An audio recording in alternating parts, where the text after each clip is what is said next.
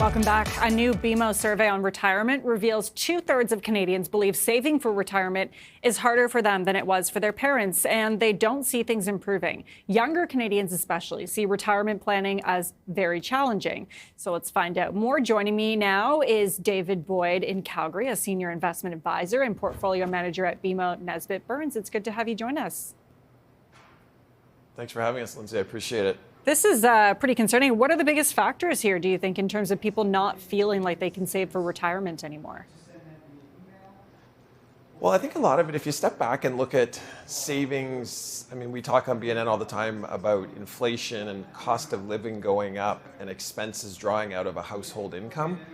I think people are starting to feel that. And I think there's an anxiety around that, just around how do we actually save for retirement when we're paying for life, we're paying for everyday living.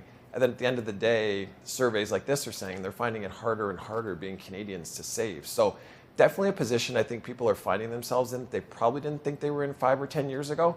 And I think definitely something that needs to be dealt with on an individual basis. And we'll talk about how that can be dealt with in a moment. But there was another thing that jumped out to me in this report that I found concerning. It says, despite these concerns, many Canadians are committed to supporting their children financially, even if it means sacrificing their own retirement security. So it sounds as though even people in an older age group maybe won't have that retirement savings that they expected to because they're helping out their children. Like, how concerning is that?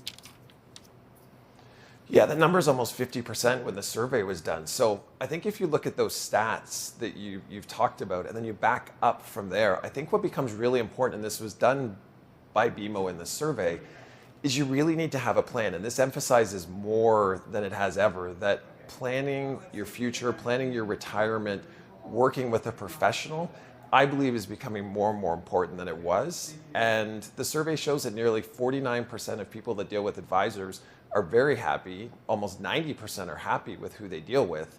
So when I see those numbers and we look at them from the bank's perspective, one of the key components is have a plan. And it sounds so simple, Lindsay, when we say it, but you don't go on vacation without a plan, you don't cook a recipe without a plan. So this just emphasizes the 101 of investing, which is have a plan in place, work with a professional that can help you provide clarity through that plan, and also have someone that holds you accountable, because we all know it's very easy to start next month. It's like going to the gym. Next month we'll really start. But now you look at it and think this is important. Every month counts. So getting a pre-authorized plan in place, saving on a monthly basis, it doesn't matter what the number is. It's just getting that plan in place will make a huge difference down the road. So if we're talking about strategies for different generations like Gen Z, Millennials, Gen X, Boomers, is that the main strategy for all? Is have a plan, work with an advisor? I think it's that. And I also think it's understanding what retirement looks like. When you mention those different generations, I believe that people define retirement in a different way. You have the boomers, as you said, 50% of them are looking to support their children somehow financially into retirement. That has to be factored in. The Gen Zs are different, the Gen Xs are different. So I do believe that you need someone to be working with you and you need someone to help, because as the world gets busier for everybody, there's less time to set out the plan and less time to figure out what to do with your investments and what it looks like when you retire. So the survey shows us at BMO that one of the important things is having that plan and also sticking to it. So cost of living goes up, groceries go up, that's all part of life. But the old adage of paying yourself first in this type of situation really pays off down the road. As I said at the beginning as well, a lot of people in the younger generations feel that they're facing challenges that maybe their parents didn't have to go through. Is that fair? I think it's fair. I think the number was 77% on the survey. So I think it's fair, and I think the world's a lot different now with social media and a lot of younger generations wanting to experience life, we'll call it, at an earlier age. Those are all great things, but there's something that has to be factored in. And so when you look at that, you think life is wonderful, the world's a wonderful place to travel and experience, but at what cost is that? And so I believe that's where sitting with someone to lay out the plan, and not to be critiqued or tell you can't do something, but in fact, look at it with a good advisor to say, okay, how do we do this? Travel is really important to me in that example. How do I factor this in? Or going back to school is really important to me. How do I make sure that happens for my career going forward? Okay, so it's less about like the world has changed and more about people's priorities have changed in different generations. Is that right? Like people want to travel more, they want to spend their money in different ways rather than save it? Yeah, I wish I had a great quote to talk about how the world always changes but stays the same for you.